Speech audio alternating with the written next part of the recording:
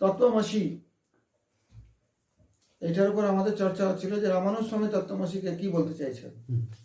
ওটা তো বেদ বাক্য, বেদ বাক্যের প্রামাণিকতাকে অস্বীকার করতে পারবেন না যারা বেদবাদী, বেদানুসারী ধর্ম যারা, বেদানুসারী দর্শন যাদের, তারা বেদ বাক্যের প্রামাণিকতাকে অস্বীকার করতে পারবেন না। তো তত্ত্বমসি কিভাবে ব্যাখ্যা করছে, এখানে আরেকটা বিষয়ের উপর আলোচনা হচ্ছে, শুরু হচ্ছে।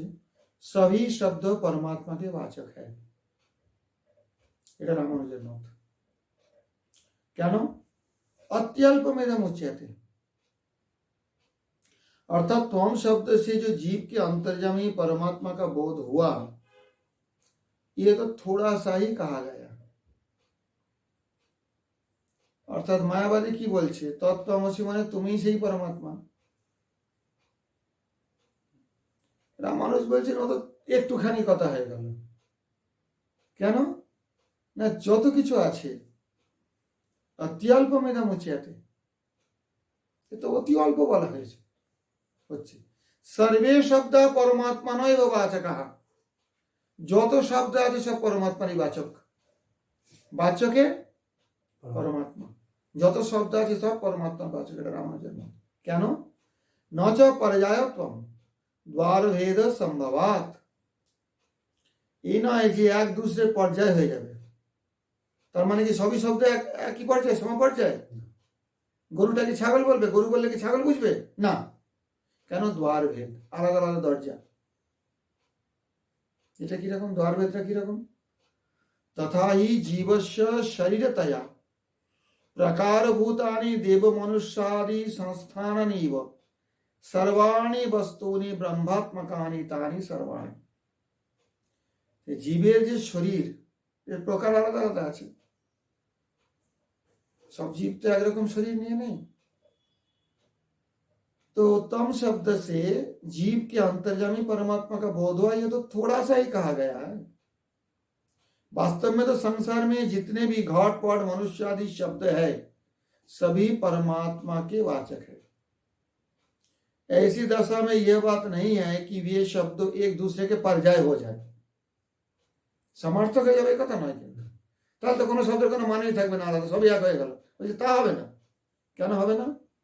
क्योंकि सभी शब्दों में द्वार के भेद की संभावना है। द्वार भेदটা কি রকম ना, घट शब्द घट पदार्थ की अभिव्यक्ति के द्वारा अपने अंदर की परमात्मा का बोधक होगा। घट पदार्थ की अभिव्यक्ति द्वारा उसी के अंदर की जो परमात्मा उनकी बोधक होगा। इस प्रकार सभी शब्द अपने निश्चित पदार्थों के द्वारा परमात्मा का बोध कराते हैं। जिस विधि से बोध होता है उसी के द्वार में अंतर है। जैसे देवता, मनुष्य और अन्य योनियों के शरीर के अवयव, उनमें निवास करने वाले जीव के शरीर के विभिन्न प्रकार है ना। देव शरीरे केउ आछे, केउ मनुष्य शरीरे आछे, केउ पशु शरीरे आछे। तादेर কি হচ্ছে, এই যে জীবের শরীরটা বিভিন্ন প্রকারের শরীর, ওই শরীরের ভেতরে যে নিবাস করছে জীব, জীবেরই বিভিন্ন रूप, বাইরে শরীরগুলো, শরীরের অবয়বগুলো বিভিন্ন प्रकार থাকে। उसी प्रकार सारी वस्तुएं ब्रह्मात्मक है। मनुष्य के शरीर के विविध अवयव उस शरीर के विभिन्न रूप है। उन अवयव का मनुष्यात्मक कहते हैं। একটা মানুষের শরীর ধরে না, তো কি হবে? হাত, পা, চোখ, কান, নাক, মুখ, এগুলো কিন্তু সমপর্যায়বাচী নয়। চোখ মানে কিন্তু নাক নয়, হাত মানে কিন্তু পা নয়, পর্যায়বাচী নয়, কিন্তু সবগুলো মনুষ্যাত্মক বটে। তো মনুষ্যাত্মক, কেননা মনুষ্য শরীরে এগুলো বিভিন্ন অঙ্গ, একই মনুষ্য শরীরের মধ্যে তাদের নিবাস, তাদের অবস্থান। তাহলে समस्त मनुष्यात्मक शब्दগুলো क्योंकि सब मनुष्य के ही है। সেই রকম ब्रह्म के शरीर के विविध अवयवों के रूप में ये सारी वस्तुएं दृष्टिगोचर होती है, अतः ये सब ब्रह्मात्मक ही है। चित अचित চিদাচিত বিশিষ্ট ঈশ্বর, এই যদি ব্রহ্মের স্বরূপ হয়, তো তাহলে যত কিছু আছে সবই ব্রহ্মাত্মকই মানা হবে। তো শুধু তত্ত্বমসিকে তত্ত্বমসি কেন বলতে যাচ্ছে মায়াবাদীরা? তুমি সেই বলছে কেন? সবকিছুই ব্রহ্মাত্মক, কিন্তু সমপর্যায়বাচী নয়। কেন? দ্বার আলাদা আলাদা। যেভাবে মানুষ বোঝাবে সেভাবে গাধা বোঝাবে না, যদিও তার মধ্যে জীব আছে, ওটা ব্রহ্মাত্মক, এটাও ব্রহ্মাত্মক। হাতটা পা নয়, চোখটা কান নয়, চোখ বললে কান বোঝাবে না, কেননা বিশিষ্ট আছে, এর মধ্যে বিশেষ আছে। বিশেষ মানে একটা একটা থেকে আলাদা, কিন্তু সবই ব্রহ্মাত্মক। সমস্তটা মিলিয়ে তো ব্রহ্ম। আগে বলেছি না, আম গাছ মানে কি? ফুল, পাতা, তার ডাল, তার ফল, তার কাণ্ড, তার গুঁড়ি, তার শিকড়, সব নিয়ে আম গাছ। তাহলে সমস্তটাই আম্র বৃক্ষাত্মক, কিন্তু তার মধ্যে পার্থক্য রয়েছে। শেকড়টা পাতার মতো নয়, পাতাটা ফুলের মতো নয়, ফুলটা ফলের মতো নয়, ইত্যাদি ইত্যাদি বিভিন্ন রকমের। একে বলা হয় বিশেষ, একে বলা হয় স্বগত ভেদ। বেদান্তের শব্দে স্বগত ভেদ। রামানুজরা এটা স্বীকার করে, কিন্তু গৌড়ীয়রা স্বগত ভেদ স্বীকার করি না আমরা। সেটা তুমি যখন গৌড়ীয় দর্শন পড়বে তখন ওটা জানতে পারবে। এখন রামানুজ দর্শন নিয়ে চলছে আমাদের।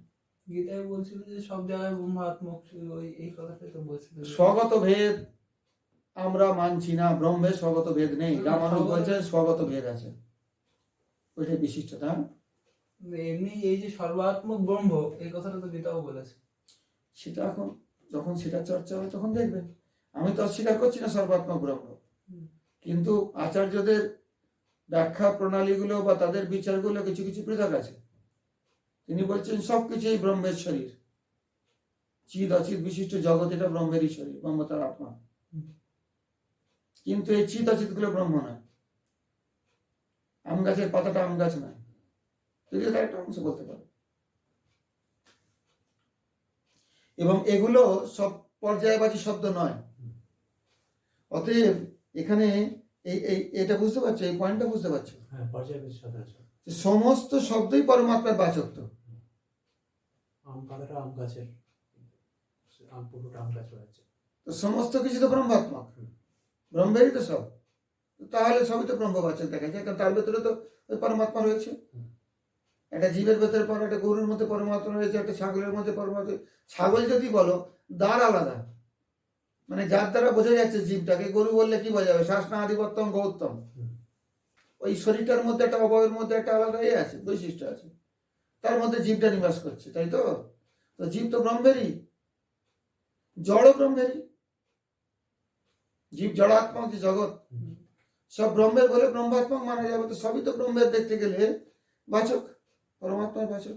তিনি না থাকলে তো কিছুই নেই। আম গাছটা না থাকলে পাতাও নেই আমের, ফলও নেই, ডালও নেই, কাণ্ডও নেই, শেকড়ও নেই, কিছু নেই, ফুল নেই। তবে এই ব্যাপারে কিন্তু জানবে মাধব এবং গৌড়ীয়দের মত ভিন্ন।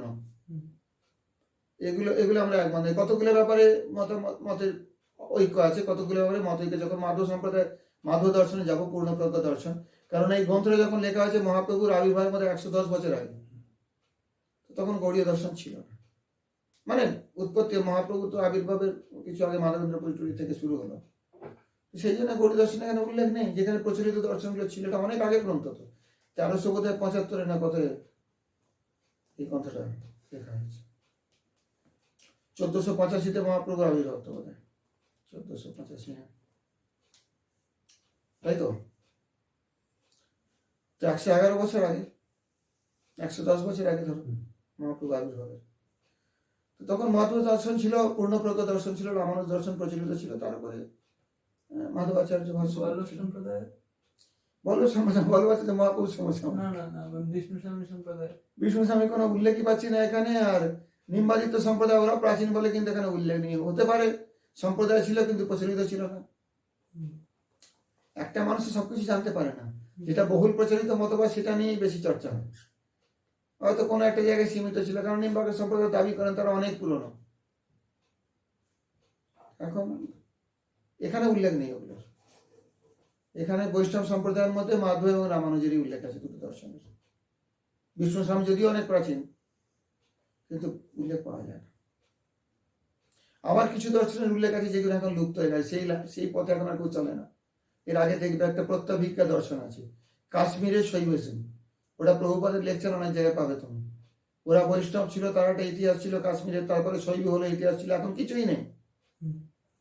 এই গ্রন্থটা যিনি অনুবাদ করেছেন, মানে ছাপা হয়েছে, তার 100 বছর আগে ওটা লুপ্ত হয়ে গেছে, কিন্তু এখানে তার উল্লেখ আছে, কারণ দর্শনটা তখন ছিল, প্রচলিত ছিল। কাশ্মীর বলতে এই এখন আমরা যেটা দেখছি এটা নয়, যেটা পাক অকুপাইড কাশ্মীর বলা হয়, পাক অধিকৃত কাশ্মীর, সেখানে যে মুজফ্ফরাবাদ আছে, ওই মুজফ্ফরাবাদে ছিল সারদা পীঠ, জ্ঞানের একটা প্রধান কেন্দ্র ছিল পৃথিবীর মধ্যে। তার কারণ বলছি, আজ থেকে 1000 বছর আগে রামানুজ স্বামী কোথায় পেরম্বদুর শ্রীরঙ্গম আর কোথায় সেই মুজফ্ফরাবাদ পাক অধিকৃত কাশ্মীর, ভারতের এক প্রান্ত থেকে আরেক প্রান্ত কত হাজার কিলোমিটার দূর, বুঝতে পারছো?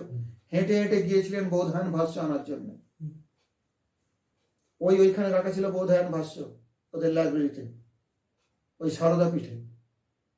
সারদা মানে সরস্বতী পীঠ, ওরা নিজেদের সারস্বত ব্রাহ্মণ বলতো। তো বোধান ভাষাটা কিসের উপর, বেদান্তের উপরে না? বেদান্তের শ্রীভাষ্যের, ওইটা দিয়ে শঙ্করাচার্য খণ্ডন করবেন উনি, বিশিষ্টাদ্বৈতবাদ আগে থেকেই ছিল। কিন্তু তখন শঙ্করাচার্যের মত প্রবল হয়ে গেছে, রামানুজ যাচ্ছেন বৌধায়ন ভাষ্যে আনতে, কোথায় থেকে কোথায় যাচ্ছেন। তখনকার দিনে যাওয়া মানে বুঝতে পারছো, এখন তো ফ্লাইট ধরলে তুমি হয়তো একদিনের মধ্যে মুজফ্ফরাবাদ পৌঁছাতে পারো, তখন তো এসব ছিল না। তখন পায়ে হেঁটে বা গরুর গাড়িতে করে দুর্গম পথ, কোথায় রাস্তা আছে কোথায় নেই, জঙ্গলের মধ্যে দিয়ে, কোথায় নদী পেরোতে হবে নৌকায় করে, তাই তো? সব জায়গায় তো ব্রিজও নেই, ব্রিজও ছিলই না তো, ব্রিজ কোথায় নেই, সব জায়গায় কোথায়, খুব বেশি হলে বাঁশের হয়তো সাঁটু করা থাকতো, ছোট ছোট নদী হলে। বড় নদীতে কোনো ব্রিজ ছিল না, ছিল কি সেতু? তো তাহলে কিভাবে এই এতগুলো নদী, এত পর্বত, এত জঙ্গল, পাহাড়, দস্যু, সবকিছু বাধা কাটিয়ে তাকে যেতে হয়েছে কোথায়? সারদা পীঠ, বৌধায়ন ভাষ্য আনার জন্য। তার মানে তখন বৌধায়ন ভাষ্য প্রচলিত ছিল, ওখানে লেখা ছিল, কপি অন্য কোথাও ছিল না। ওটা তো বৈষ্ণব দর্শনের একটা প্রধান ভিত্তি। অতএব এই যে কাশ্মীরের যদি প্রাচীন ইতিহাস, যেটা এখন লুপ্ত হয়ে গেছে, বর্তমান কাশ্মীরে এসব প্রত্যভিজ্ঞ দর্শনের কোনো প্রচারই নেই, কেউ জানেও না। পরবর্তীকালে ওই বৈষ্ণব ধর্মটা চাপা পড়ে ওখানে শৈব মতের একটা উৎপত্তি। সে শৈব কিন্তু অদ্বৈতবাদী নয়, সেটা এখানে দেখবে, এখানে আছে প্রত্যভিজ্ঞা দর্শন বলে, অদ্বৈতবাদী নয়, অন্য ধরনের শৈব মতবাদ। সেটার একটা উদ্ভবের ইতিহাস আছে। প্রভুপাদ অনেক জায়গায় দেখবেন প্রবচনে আমাদের পরম গুরুদেব ওটা উল্লেখ করেছেন, কিন্তু তুমি এটা না জানলে বুঝতে পারবে না কার উল্লেখ করেছেন। তো কথাটা হলো, এরকম অনেক দর্শন আছে যেগুলো লুপ্ত হয়ে গেছে পরবর্তীকালে, কারণ মুজফ্ফরাবাদে এখন কিচ্ছু নেই। আরে হিন্দুই নেই, পণ্ডিতও নেই, সেই যে লাইব্রেরি ছিল সে কবে জ্বালিয়ে পুড়িয়ে শেষ করে দিয়েছে। সেই জায়গাটা নাকি একটা ভগ্নস্থলের মতো, একটা ভাঙা মন্দিরের মতো নাকি একটা দেখতে পাওয়া যায়, একটা ভাঙা স্ট্রাকচার আছে, ওই নালন্দা বিহারের মতো কিছু নাকি আছে। ওইটাকে ওরা আবার করতে চাইছিল, পুনর্নির্মাণ করতে চাইছে। তো পুনর্নির্মাণ করবে, ভারতের অধিকারের তারপরে হতো, তা পুনর্নির্মাণ করবে, গ্রন্থগুলো কোথায় পাবে? সে তো কবে জ্বালিয়ে পুড়িয়ে দিয়েছে সব বিধর্মীরা, ওগুলো পাওয়া মুশকিল আছে। তো ওই দর্শনটাই লুপ্ত প্রত্যেক, কিন্তু এখানে তার উল্লেখ পাবে। ওই জন্যে এই গ্রন্থটা যে সময় লেখা হয়েছে সেই সময় যে দর্শনগুলো প্রচলিত ছিল, তাই থেকে 16টা দর্শনের কথা এখানে বর্ণনা আছে। আর এই গ্রন্থটা লেখা হয়েছে মহাপুরু আবির্ভাবের 110 বছর আগে।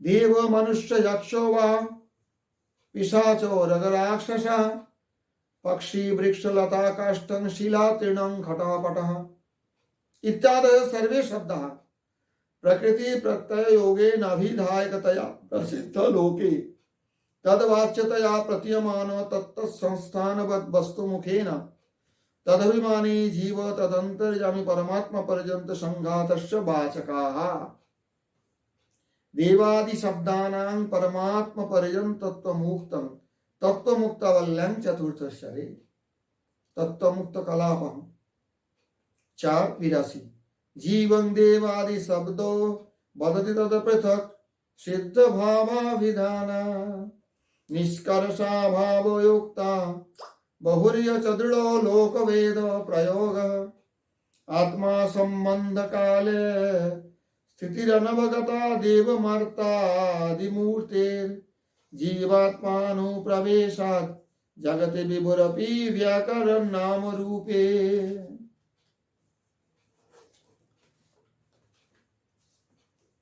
এই তত্ত্বমুক্তাবলী হচ্ছে বেঙ্কটনাথ বেদান্ত দেশিক রামানুজ সম্প্রদায়ের বিরাট বিদ্বান ছিলেন।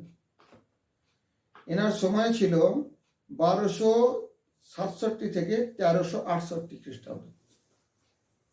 1267 থেকে 1368 মানে 101 বছর তিনি প্রকট ছিলেন, এটা জানা যায়। বেদান্ত দেশিক, তার সময় থেকে রামানুজের দুটো ভাগ হয়ে যায়, কি বলে এরা, তিনগল বড়গল। তো সেই বেদান্ত দেশী এই তত্ত্বমুক্তা কলা বলে একটা অনেক গ্রন্থ লিখেছিলেন, এটা তার লেখা একটা গ্রন্থ, যেখান থেকে এই শ্লোকটা উদ্ধৃত করেছেন এই গ্রন্থকার সায়ন মাধবাচার্য। এটা 1375 লেখা, 1368 পরে, এই তো 1375 না 1325, যাই হোक। उक्त ग्रंथ पर उन्होंने स्वयं भी एक टीका लिखी थी, वही तत्वमुक्त कलापेर ऊपर वेदांत शिक्षा टीका लिखी।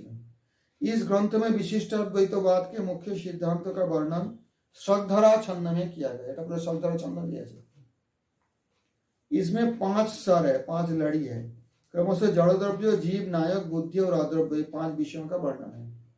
प्रस्तुत स्थल में उसी ग्रंथ की सहायता से देव आदि शब्दों से परमात्मा तक का बोध होता है, यही बतलाया जा रहा है। মানে দেব আদি শব্দের দ্বারা পরমাত্মা যে বোধ হয় ওইটা এখানে প্রমাণ দিচ্ছেন ওইখান থেকে, ওই ওটা উদ্ধৃত করে। कुछ श्लोकों के तो केवल संकेत ही किए गए हैं, অনেকগুলো শ্লোকের এখানে উল্লেখ করেননি, সংকেত করে দিয়েছেন মাধবাচার্য ওই ব্যাপারটা তত্ত্ব মানে বিশিষ্টাদ্বৈত সিদ্ধান্তটা বোঝাবার জন্য। এই তত্ত্বমুক্ত কলাপের এই শ্লোকটার এবারে বোঝে ব্যাপারটা কি রকম। इसलिए देव, मनुष्य, यक्ष, पिशाच, सर्प, राक्षस, पक्षी, वृक्ष, लता, काष्ठ, शिला, घट, पट आदि सभी शब्द प्रकृति और प्रत्यय के जोड़ने से किसी न किसी अर्थ के बोधक होने पर लोक व्यवहार में प्रसिद्ध है।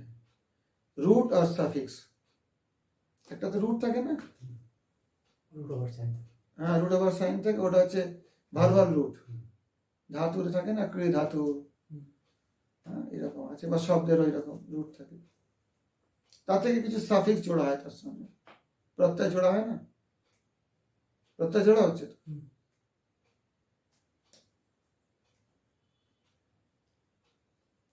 কি আছে জানো, তবে শব্দ হচ্ছে, রুটের সঙ্গে প্রত্যয় জুড়লে তবে শব্দ হচ্ছে, রুট আর সাফিক্স। আরে সুপ্তিঙ্গন্তম পদম, তবে তো একটা পদ হচ্ছে, তবে পদের অর্থ অর্থাৎ পদের প্রয়োজন, গো শব্দের প্রয়োজন হচ্ছে ওই জন্তুটা, ওই পশুটা, এটা বোঝাচ্ছে। তাহলে এই ঘট, পট, কাষ্ঠ, শিলা, পক্ষী, বৃক্ষ, লতা, সর্প, রাক্ষস, মনুষ্য, যক্ষ, পিশাচ, যা কিছু শব্দ, যা কিছু পদ বলো, শব্দ बलो যাই হোক, प्रकृति और प्रत्यय जोड़ने से किसी न किसी अर्थ का बोधक होने पर लोक व्यवहार में प्रसिद्ध है, सही तो। अपने उसी बाह्यार्थ से वे अपने अपने शरीर अवयवों को धारण करने वाली वस्तुओं का बोध कराते हैं। এই শব্দের দ্বারা কি হচ্ছে, ওই যে শরীর অবয়ব ধারণ করানো একটা বস্তুর বোধ হচ্ছে, ঘট, পট, কাষ্ঠ, শিলা, तथा इसी प्रकार उनका नियंत्रण करने वाले जीव का, মানে এর মধ্যে যেগুলো সজীব বস্তু, এর মধ্যে অজীব আছে, সজীব আছে, সব যে সজীব তা তো নয়, ঘট, পট এগুলো তার অচিত বস্তু, আর কিছু জীব আছে যেগুলো সজীব বস্তু, এবং তারপরে তার ভিতরে नियामक रूपे जे रहने वाले परमात्मा का तक सारे समूह के बोध भी ये शब्द ही करा देते हैं। একটা গরু বা একটা গো শব্দ ধরো, পক্ষী শব্দ ধরো, এটা কি কি বোঝাচ্ছে, যে একটা রূপ আছে, একটা অবয়ব আছে পক্ষী, তাই তো, লক্ষণ আছে, কিছু পালক টালক আছে, উড়তে পারে, ইত্যাদি ইত্যাদি। এবার তাকে নিয়ন্ত্রণ করার একটা জীবকে বোধ করাচ্ছে, পক্ষী তো একটা অজীব না, তাহলে সেই যে শরীরটাকে নিয়ন্ত্রণ করছে কে করছে, তার আত্মা আছে, চেতন আছে, চেতন আছে বলে তো নিয়ন্ত্রণ করছে। সেই চেতনের নিয়ামককে, জীবের নিয়ামক পরমাত্মা, সেও তার সঙ্গে সঙ্গে আছে। তো এই হিসাবে বেদান্ত দর্শনে বলতে চাইছেন এই যত কিছু শব্দ আছে সব ওই পরমাত্মা তাকেই বোঝাচ্ছে, কারণ সে ছাড়া তো থাকতে পারে না। हम लोग शब्दों की महत्ता केवल बाह्य वस्तुओं का बोध कराने में ही समझते हैं, है ना, लेकिन शब्द न केवल बाह्यार्थ का प्रत्युत अंतर्यामी परमात्मा तक का बोध कराने में समर्थ है। शब्द से वस्तु का बोध होता है, वस्तु से उसके भीतर रहने वाले जीव का बोध होता है, फिर जीव से परमात्मा का बोध होता है। इस प्रकार ये बहुत से संघात बीच में पड़ता है, परंतु अंततः जाकर परमात्मा का ही बोध कराते हैं सारे शब्द, ये इनके सिद्धांत है। देवादि शब्द परमात्मा तक का बोध करा देते हैं। यह तत्व मुक्तावली के चतुर्थ स्तर में, चतुर्थ अध्याय में कहा गया है। देवादि शब्द जीव का बोध कराते हैं, क्योंकि उस जीव से पृथक न रहने वाले सिद्ध भाव देवादि का शरीर का उल्लेख किया जाता है। जीव के बिना शरीर का स्वरूप नहीं सिद्ध किया जा सकता। प्रथम कथन, पहली बात यह है, बिना जीव के कोई स्वरूप के कोई जीव के निश्चय होता है क्या? कोई एक शरीरधारी हो तो बोला जाए ये देवता है, ये मनुष्य है, ये गंधर्व है, पशु है, पक्षी है, इत्यादि इत्यादि। इसलिए शरीर जीव से अपृथक है, ये तो सिद्ध हो गया ना। जीव जब किसी शरीर में है तभी उसका पहचान होता है, जब किसी शरीर में नहीं है जीव का पहचान है कोई संसार में? तो इसलिए जीव शरीर से अपृथक, हालांकि शरीर के साथ तो जीव का नित्य संबंध है नहीं, लेकिन जीव के परिचय देते हुए उस शरीर एक अपृथक रूप से जीव के साथ है, तो जगह लगता है। इस अर्थ में लोक और वेद दोनों में देवादि शब्द के प्रयोग बहुत दृढ़ता से होती है। ये सारे शब्दों का प्रयोग दृढ़ता से होती है, क्योंकि जीव और शरीर में निष्कर्ष पार्थक्य का डिफरेंस का अभाव है। देवता मतलब क्या है? देवता शरीर की बताया जाता है ना। देवता शरीर में रहने वाले जीव को देवता बताया जाता है, सिर्फ शरीर नहीं, क्योंकि चेतन नहीं रहने से तो उसमें मनुष्य मान लो ना, देवादि मतलब देवता आदि। तो मनुष्य बोलने से क्या बोला जाता है? उसी शरीर को लक्ष्य करके उसी के अंदर जो कोई जीव है उसको बोला जाता है ना। और उसी मनुष्य शब्द मनुष्य शरीर से अपृथक है, अपृथक है ना, पृथक तो नहीं है। इसलिए शरीर जीव से अपृथक है, यह सिद्ध है। इस अर्थ में लोक और वेद, अच्छे चला गया। लोक में देव, मनुष्य, पशु आदि शब्द का प्रयोग शरीर तथा जीव दोनों के लिए होता है, किसी एक के लिए नहीं होता है, दोनों के लिए होता है। वेद में भी जहां जहां देवत्व प्राप्नोति गच्छति का प्रयोग है, वहां वहां देवत्व का अर्थ है देवता के शरीर का विशेषता। कोई देवत्व प्राप्त हो, देवत्व गच्छति वेद में बताया गया, तो क्या जीव देवता है या नहीं? एक देव शरीर धारण करता है, जीव शरीर, देव शरीर प्राप्त करता है, देवत्व गच्छति। इस प्रकार दोनों स्थानों में विशिष्ट अर्थ में ही इन शब्दों का प्रयोग होता है। इसमें कारण यह है कि शरीरी जीव अपृथक रूप से सिद्ध है। जब शरीर है तो उसका अंदर एक जीव है, देवता का मतलब कोई देवता के अंदर एक जीव है, मनुष्य का मतलब मनुष्य के अंदर, देवदत्त का मतलब देवदत्त के अंदर एक जीव है। आत्मा से संबंध विच्छिन्न हो जाने पर देव, मनुष्य आदि के शरीर की स्थिति पहले जैसी नहीं जानी जाती। तब क्या बोलेगा? मनुष्य नहीं बोलेगा, बोलेगा कोई शव, मनुष्य का लाश पड़ा हुआ है, मुर्दा पड़ा हुआ है, शव पड़ा हुआ है, ये तो बोलेगा, क्योंकि स्थिति पहले जैसी नहीं जानी जाती। मर जाने पर शरीर क्षण भर में भी पहले जैसा नहीं रहता, जबकि उस शरीर में आत्मा या जीव का वास था, पहले था, मर जाने के बाद एक क्षण में ही अलग बदल जाता है, चेतन नहीं रहता फिर उसमें।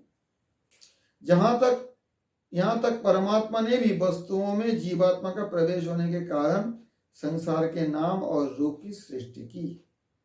तो परमात्मा भी जब वस्तुओं में जीवात्मा का प्रवेश होने के कारण ही संसार में नाम रूप हुआ, नहीं तो नाम रूप नहीं होते।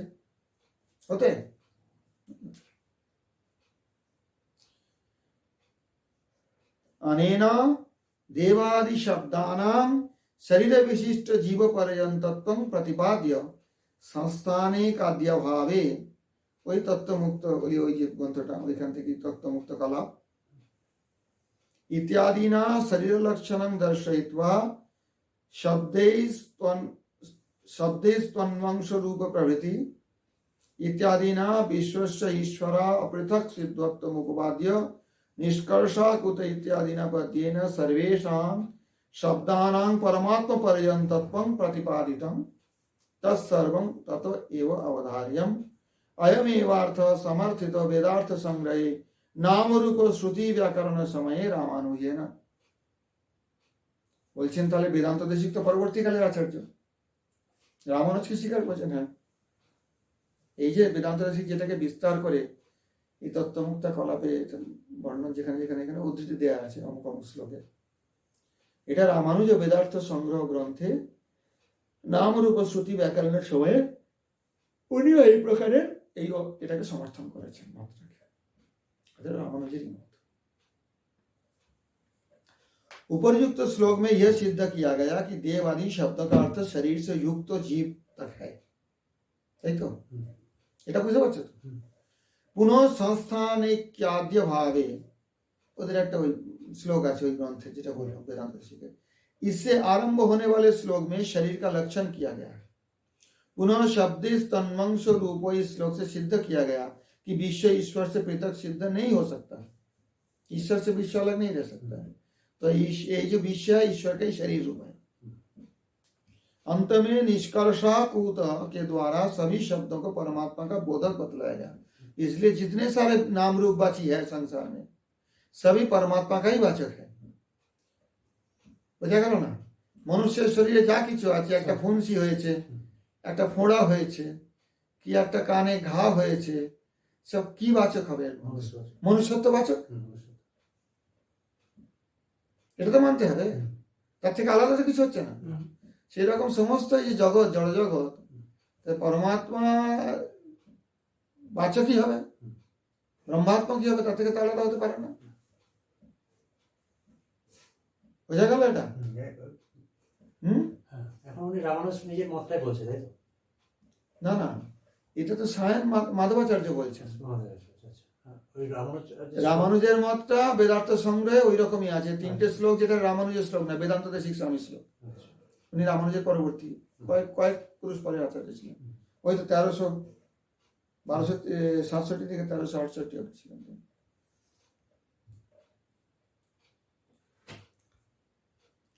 এখানে ये सभी चीज वहीं से जाननी चाहिए। রামানুজ ने भी नाम और रूप का, তুমি এটা খুঁজে দেখতে পারো এই গ্রন্থটা, কি বলে, সিদ্ধান্ত কলাপ কি জানে গ্রন্থটার নাম, তত্ত্বসার কি বলে মনে থাকছে না, তত্ত্বমুক্তা কলাপ, যদি পেতে পারো ওখানে। পাওয়া যেতে পারে, অনলাইন গুগলে খোঁজ করলে পাওয়া যেতে পারে, নাও যেতে পারে, আমি জানি না আছে অনলাইনে পাওয়া যাবে যদি থাকে, প্রিন্ট আউট করে। तो रामानुज ने भी नाम और रूप का वर्णन करने वाली श्रुतियों का विश्लेषण करते समय अपने वेदार्थ संग्रह नामक ग्रंथ में भी यही बात पुष्ट की है। अतएवार्थ समर्थित वेदार्थ संग्रहे नाम रूप श्रुति व्याकरण समय रामानुजे ना, এটা মূল গ্রন্থে সায়ন মাধবাচার্য বলছেন। विशेष बात देखो, तत्वमुक्ता कलाप के उपरिक्त संकेतों के पूरे श्लोक यह है, संस्थाने काद्य भावे बहुश निरुपधीर देह शब्द रूढ़ीर लोकामनाय प्रयोगाद अनुगतमिह ततो लास्म निष्कर्षणीयम अवाप्तत्वादि दुस्थं परमत पठितं लक्षणं तत्र तस्मात् यद्वितिल्लाश्रयं तद्वपुरितम अपृथक सिद्धिमत द्रव्यमस्य। संसार के सभी जीवधारियों में शरीर की रचना की एकता नहीं देखी जाती। बहुत से पदार्थों में देह शब्द का प्रयोग रूढ़ी उपाधिहीन ही है, कन्वेंशन तो वह अनकंडीशनल है।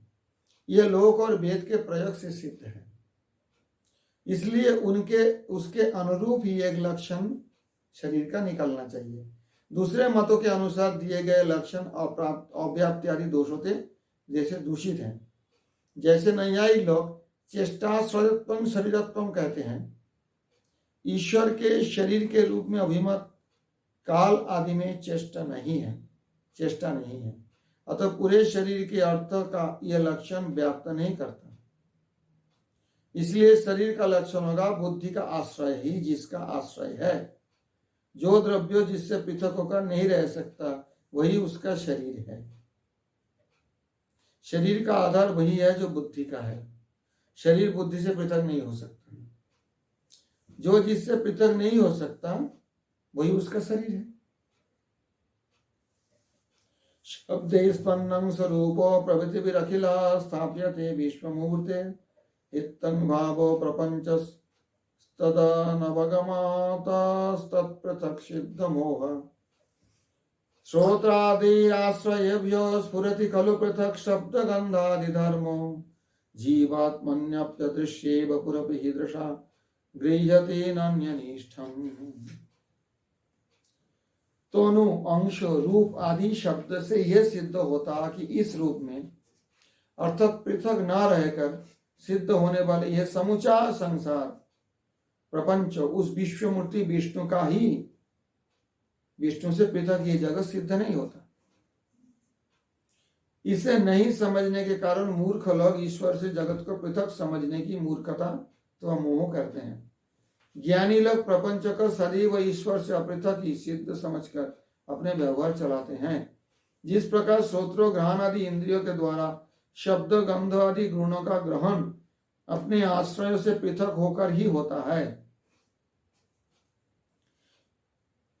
शब्द कार गुण आकाशेर गुण, शब्देर आश्रय के आकाश, तो शब्द गुणेर आश्रय आकाश से पृथक होकर ही शब्द का ग्रहण होता है ना, पूरा आकाश का तो ग्रहण नहीं होता, क्योंकि इंद्रिया आश्रय को ग्रहण नहीं कर सकती, अतः धर्म का ज्ञान अकेला ही होता है। उसी प्रकार अदृश्य जीवात्मा में भी ईश्वर का ग्रहण करने में असमर्थ लोग अपने नंगी आंखों से केवल शरीर का ग्रहण करते हैं, किसी अन्य पदार्थ जीव का ग्रहण नहीं कर पाते। कर पाते क्या? इंद्रिया केवल गुणों का ग्रहण कर सकती है, उनके आधार का नहीं। इंद्रिया गुणों का ग्रहण कर सकते हैं, गुण के आधार आकाश को नहीं ग्रहण कर सकते, शब्द ग्रहण कर सकते, काम। केवल बाह्येंद्रियों का सहारा लेने वाले मूर्ख लोग भी केवल शरीर का ग्रहण कर सकते हैं, जीव से विशिष्ट अर्थात अपृथक सिद्ध शरीर का नहीं ग्रहण कर सकते हैं। आंखों से जीव के दर्शन नहीं हो सकता। उपर्युक्त तो दोनों श्लोकों में संसार को परमात्मा से अपृथक सिद्ध किया गया। अब संसार के वाचक शब्दों का पार्थक्य अर्थात निष्कर्ष अर्थ न होने के कारण परमात्मा ही अर्थ है, यह बतलाया जा रहा है।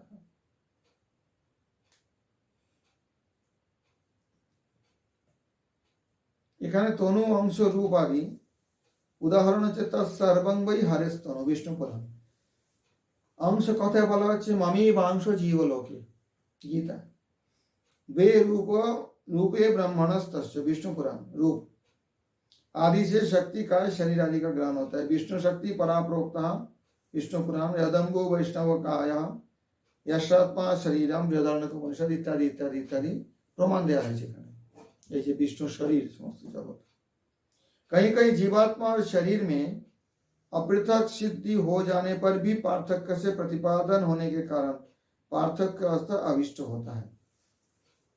यह जीवात्मा का शरीर है, यह शरीर का अर्थ जीवात्मा पर्यंत नहीं होगा, केवल शरीर का ही यह अर्थ है। यश्य पृथ्वी शरीरम, यहाँ भी पृथ्वी शब्द इसी प्रकार है, इससे परमात्मा तक अर्थ नहीं हो सकता। जहाँ ऐसी विवक्षा नहीं है वहां तक प्रत्येक शब्द परमात्मा तक का वाचक हो सकता है। बुझा गल? यश्य पृथ्वी शरीरम वेदेर कथा, তাহলে যার পৃথিবী হচ্ছে যার शरीर, इस प्रकार के ऐसे परमात्मा तक अर्थ नहीं हो सकता। जहां ऐसी विवक्षा नहीं है वहां तो प्रत्येक शब्द परमात्मा तक का वाचक हो सकता है।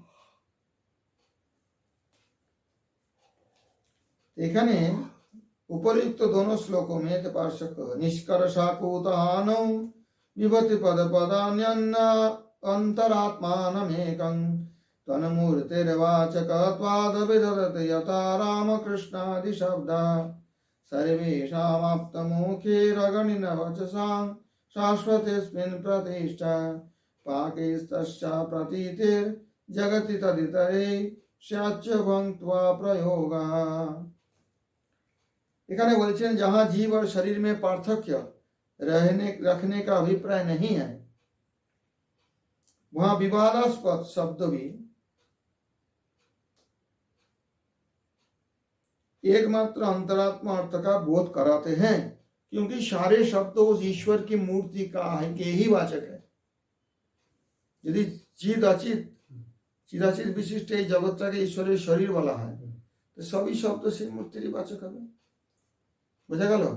रामकृष्ण आदि शब्द भी ऐसे ही है जिनसे परमात्मा का अर्थ का बोध होता है।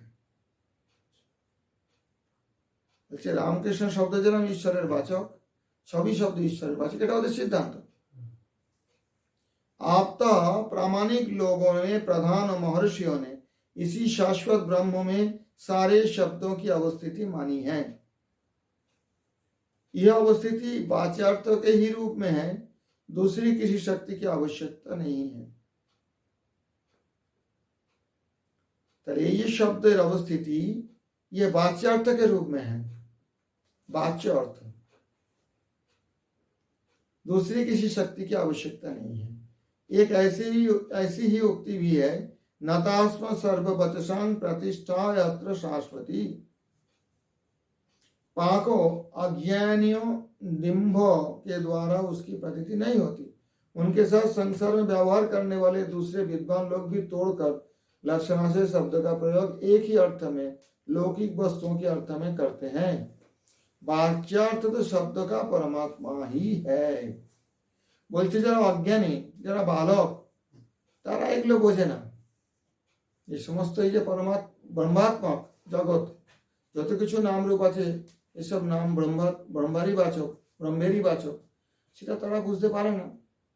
তারা সংসারে व्यवहार करा जो समस्त दूसरे विद्वान लोग भी और शब्द का प्रयोग एक ही अर्थ में लेते हैं, लौकिक वस्तु अर्थ में करते हैं।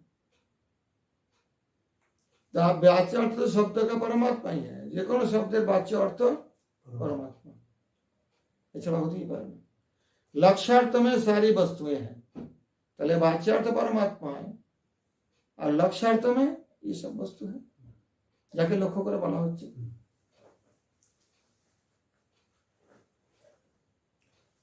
क्योंकि इसी अर्थ में जीव और शरीर की पृथक सिद्धि होती है, गौण अर्थ का सहारा लिया जाता है, सेकेंडरी मीनिंग का सहारा लिया जाता है। चलिए यही पर्यंत थाकुक आज के सभी शब्द परमात्मा के वाचक है। ये भालो करे अच्छी तरह से इसको पढ़ के तैयार करके कल मुझे समझा देना।